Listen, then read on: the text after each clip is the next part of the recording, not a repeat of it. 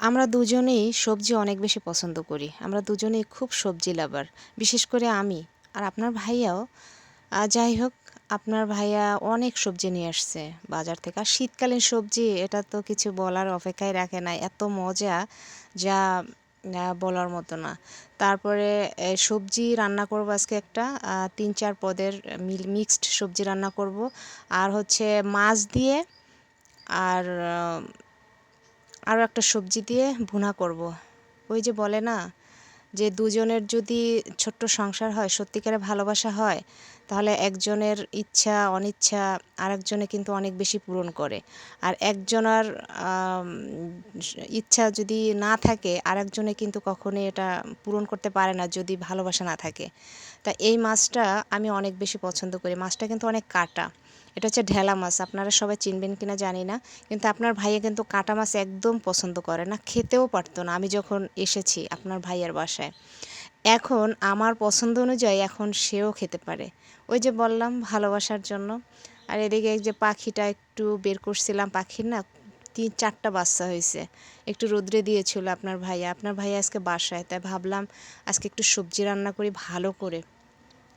আর পছন্দ মতো খুব পছন্দ করবে। আর এই মাছটা আমার পছন্দের মাছ দিয়ে হচ্ছে এর মধ্যেও কয়েকটা পেঁয়াজের কালি দিব। এই যে আপনার ভাই আবার পেঁয়াজের কালিটা পছন্দ করে মাছের সাথে, আমি কিন্তু মাছের সাথে পছন্দ করি না।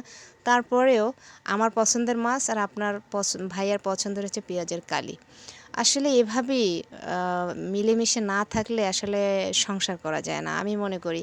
কিন্তু অনেকেই অনেক কত অশান্তিতে থাকে দুজনের সংসারে, স্বামী স্ত্রীর অমিল।